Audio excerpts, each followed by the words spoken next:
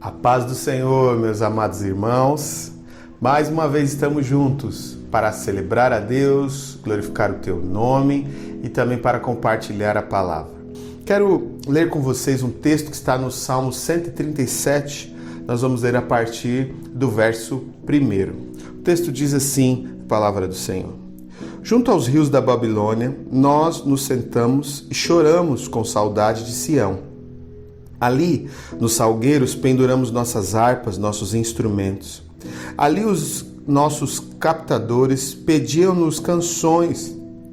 Os nossos opressores exigiam canções alegres, dizendo: cante para nós das canções de Sião. Como poderíamos cantar as canções do Senhor numa terra estrangeira? Que a minha mão direita define, ó Jerusalém, se eu me esquecer de ti. Que a língua se me grude ao céu da boca, se não me lembrar de ti e não considerar Jerusalém a minha alegria. Lembra-te, Senhor, dos edomitas e do que fizeram quando Jerusalém foi destruída, pois gritavam: arrasa, arrasa todo o alicerce. Ó cidade de Babilônia, destinada à destruição, feliz aquele que lhe retribuiu o mal que você fez a nós. Feliz aquele que pegar os filhos e despedaçar contra a rocha. Esse texto é um texto relatando o período em que Israel, o povo de Deus, o povo que Deus havia separado para si, havia perdido a liberdade de cultuar, de ir e vir, de fazer aquilo que os agradava. Eles haviam sido presos e aqueles que eram atuantes, servos de Deus, aqueles que cantavam, que adoravam, aqueles que iam à igreja, aqueles que iam ao culto, aqueles que tinham uma vida aparentemente devota a Deus, estavam em exílio e chorando de tristeza. O texto diz que eles pegaram os seus instrumentos, suas harpas, os saltérios, todos os instrumentos que eles usavam e colocaram em cima de uma árvore e embaixo dela eles choravam. Agora, o que eu quero compartilhar com você é o seguinte: quem é Israel para Deus? A Bíblia chama Israel de o povo de Deus. Deus chama Israel de meu povo. Deus chama de meu povo escolhido dentre todas as nações. Deus diz a eles: abençoarei os que te abençoarem e amaldiçoarei os que te amaldiçoarem. Estarei contigo em todo tempo. Apenas sejam fortes e corajosos, como Deus disse a Josué. Agora, olhar para este momento de Israel parece destoar com o que Deus dizia a eles. Como Deus, por exemplo, disse a Israel: vocês são a menina dos meus olhos. Israel para Deus era algo muito precioso, é muito precioso. E aí eu quero pensar e compartilhar, pregar para você o que levou a Deus se afastar do povo que ele tanto amava, do povo que ele escolheu, do povo que ele libertou, que ele cuidou por anos, que ele preparou uma terra, que ele fez tudo. O que levou Deus a deixá-los irem como prisioneiros? A verdade é que os profetas já denunciavam isso desde o início de suas corrupções. E dizia a eles: arrependam-se, larguem os prazeres carnais, larguem o pecado, larguem a adoração a outros deuses e adorem apenas a Deus. Essa denúncia que é feita por muitas vezes pelos profetas do Antigo Testamento mostram claramente que Deus não estava satisfeito com a vida que Israel levava. E eu estou falando isso a você com base no texto da palavra do Senhor. Por exemplo, livro de Jeremias, capítulo 2, diz assim: Deus faz um desabafo, na verdade, falando através de Jeremias. Eu plantei como uma videira seleta, de sementes absolutamente pura. Como então contra mim você se tornou uma videira degenerada e selvagem? Mesmo que você se lave com soda e com muito sabão, a mancha da sua iniquidade permanecerá diante de mim, diz o Senhor. Israel nunca saiu do sacrifício, Israel nunca saiu da igreja, Israel nunca saiu do culto, Israel nunca saiu da proposta de cumprir a lei. Mas Deus saiu do coração de Israel. A verdade é que não foi Deus que quis sair. A verdade é que Israel deixou Deus de lado por causa das suas vontades, por causa dos seus planos, talvez por causa de decepções, de tristezas, escolheram viver a sua própria vontade e fazer exatamente o que queriam fazer. Isso é muito triste, irmãos, porque Deus usou mais da metade do Antigo Testamento para dizer a Israel que eles estavam fora da vontade de Deus. Não foi como um pai que vê um filho fazer um erro, cometer um erro e jogar ele para fora de casa. Não. Por muito tempo, por muitos anos, Deus usou profetas para falar: Israel, se converta, volte, volte. E Israel não se levantou. Agora, no texto de Salmo 137, verso 1, começa o lamento. Junto aos rios da Babilônia, nós nos sentamos e choramos com saudade de Sião. Saudade do tempo que se sentiam protegidos, do tempo que a terra era deles, da época que Deus falava com eles. Saudade, saudade de Deus, saudade da liberdade, saudade do que achavam normal, saudade das riquezas naturais, saudade da prosperidade de Deus, que agora tudo isso era inalcançável, era tudo agora pela doação dos babilônicos, pela caridade de alguns, porque agora eles eram prisioneiros. Saudade é muitas vezes para sempre. Me faz lembrar uma mensagem que eu assisti de uma pregadora, que ela dizia o seguinte, que enquanto adolescente ela era muito preguiçosa, e ela tinha tanta preguiça que ela tinha preguiça de ir ao banheiro à madrugada, levantar-se e ir ao banheiro, porque estava com muito sono, muita preguiça. E um dia ela foi dormir na casa de uma amiga que havia levado um tiro numa perseguição, tentaram roubar a sua moto. E essa amiga dela, no meio da noite, viu ela com preguiça de levantar-se. E a amiga dela disse assim: eu tenho saudade de quando eu sentia vontade de ir ao banheiro. A saudade, ela pode ser para sempre, porque muitas vezes nós abandonamos o que para nós era normal, era natural, o que para nós era comum, como parece ser comum a saúde, como parece ser comum o ir e vir, como parece ser comum dobrar os joelhos, orar a Deus e Deus responder. Mas a verdade é que agora a Babilônia os prenderam fora da sua terra. E agora afronta eles dizendo: toquem para nós. Façam uma daquelas canções que vocês falavam do Deus dos exércitos, do Deus poderoso, os músicos do Deus vivo, cadê vocês? E a Bíblia diz que os instrumentos deste Deus tão poderoso estavam pendurados nos salgueiros, no alto das árvores, e eles sentados embaixo da árvore chorando como criança, dizendo: ai, que saudade daquele tempo tão maravilhoso. Quem era a elite do Rei dos Reis, diz a Bíblia? A Bíblia diz que agora a elite que estava na frente das batalhas, que cantava, que orava, que vencia e Deus ia na frente dando vitória, estavam chorando. Tocavam com tanto talento, oravam com tanto talento, tinham tanta disposição de servir a Deus e agora estão murchos, sentindo-se em terra estranha, sentindo-se sozinhos, sentindo-se desamparados e sem ajuda e sem saída. Aonde está a elite dos exércitos do Rei dos Reis, o Senhor? Este povo, esta elite, eram os homens que tinham uma vida destinada, devotada, entregue a Deus.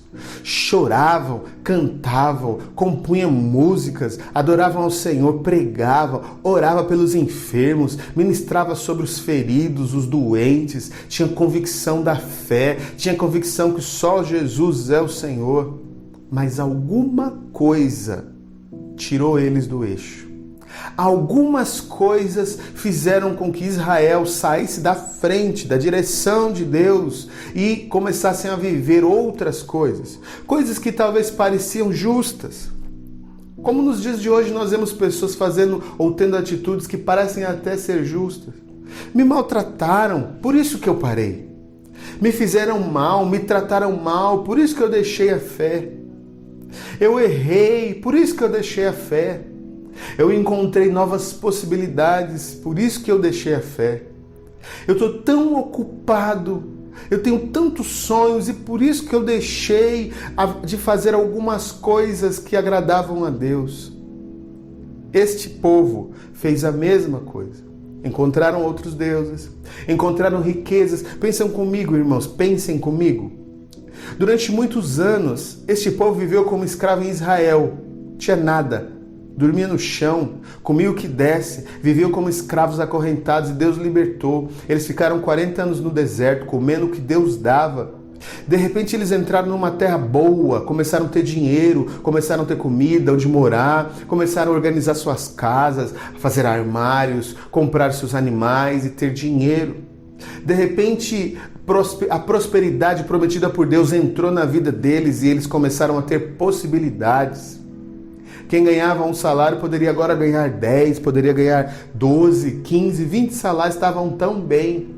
Então, ao invés destas pessoas serem gratas e fazerem mais ainda para Deus e por Deus, elas deixaram a direção de Deus, começaram a cantar para outras pessoas. A música que saía da boca deles não era mais só para Deus, é para Deus e para a sua mulher, é para Deus e para os outros deuses, era para Deus e para qualquer outra pessoa. Conclusão, deixaram Deus de lado. Deus vinha falando com eles, cobrando eles, voltem, larguem suas vidas de pecados e mazelas e voltem para mim.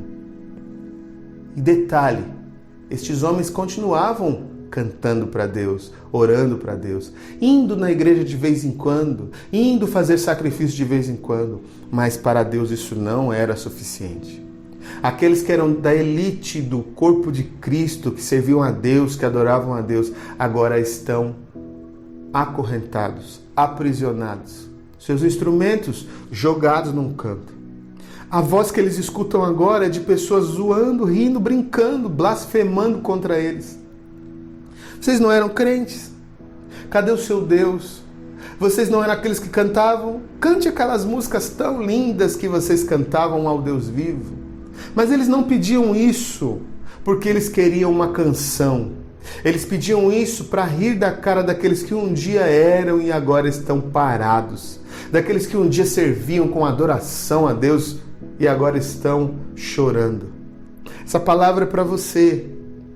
É para você que um dia teve uma vida totalmente de servo, de adoração a Deus, sentia a voz de Deus, sentia a presença de Deus e agora você está com seus instrumentos pendurados num canto, com sua voz pendurada, parada, com sua oração, seu ensino, com tudo aquilo que Deus te deu, encostado, e você está dizendo, cadê Deus? Que saudade de Deus, que saudade de Sião, que saudade da adoração, que saudade dos meus irmãos. Isso é muito sério. Nesses dias que estamos vivendo de reclusão, de quarentena, eu tenho sentido muita saudade dos meus irmãos, muita saudade da igreja, do calor do culto. Mas eu não consigo imaginar a saudade, ter saudade de ouvir Deus. Eu não consigo e não quero imaginar ter saudade de ouvir Deus falando, me corrigindo, me ensinando, brigando comigo. Eu não consigo e nem quero imaginar ter saudade de ter os meus, aqueles que me cercam como irmãos.